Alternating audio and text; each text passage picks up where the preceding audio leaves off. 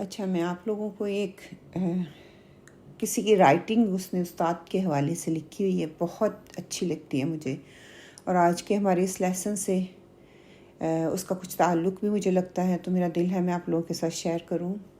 ایک طالب علم نے اپنے استاد صاحب سے عرض کی، استاد محترم، آپ کے پیریڈ میں ہم سب اچھی طرح سمجھ جاتے ہیں، آپ کی باتوں کا لطف بھی اٹھاتے ہیں، اور اس لیے آپ کے پیریڈ کا انتظار بھی رہتا ہے، لیکن جب ہم کتاب پڑھتے ہیں تو ہمیں وہ لطف حاصل نہیں ہوتا جو آپ کے پیریڈ میں ہمیں حاصل ہوتا ہے۔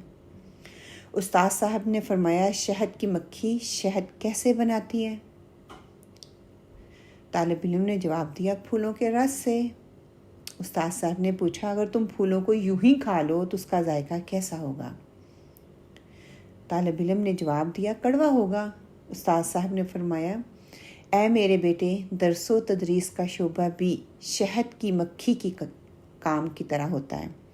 استاد شہد کی مکھی کی طرح لاکھوں پھولوں سے کی طرح کتابوں سے، تجربات سے، مشاہدات سے ان کا اچھی طرح سے دورہ کرتا ہے، پھر اپنے طلباء کے سامنے ان پھولوں کا رس نچوڑ کر میٹھے شہد کے خلاصے کی صورت میں لا کر جو ہے وہ رکھتا ہے۔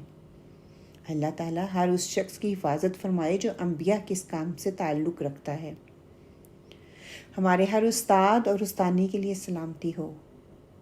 اس حقائق کا ایک پہلو یہ بھی ہے کہ اگر کسی استاد کو یہ محسوس ہوتا ہے کہ میرے درس میں شہد کی جیسی چاشنی نہیں، یعنی کہ طلبہ جو ہے ان کے لیے وہ دلچسپی کا باعث نہیں بنتا، اس کی دو ہی وجوہات ہو سکتی ہیں۔ پہلی وجہ یہ کہ استاد نے شہد کی مکھی کی طرح پھول کا دورہ نہیں کیا، یعنی کہ تیاری کے لیے صرف ایک کتاب پر تکیہ کیا۔ دوسرا یہ کہ شہد کی مکھی کی طرح اس استاد نے پھولوں کا رس نکال کر شہد بنانے کی بجائے، اس کو سہل اور آسان بنانے کی بجائے طلبہ کے سامنے کڑوے پھول لا کر رکھ دیے۔ کتاب میں پڑھا تھا ویسا ہی ایز اٹ از جو ہے طلبہ کو سنا دیا۔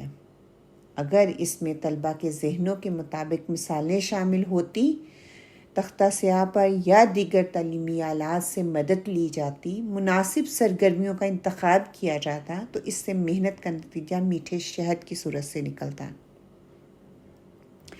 استاد کا کام شہد کی مکھی کے کام کی طرح سخت اور تھکا دینے والا ہے، لیکن اس کا نتیجہ بھی شہد جیسا لذیذ اور شیریں ہوتا ہے۔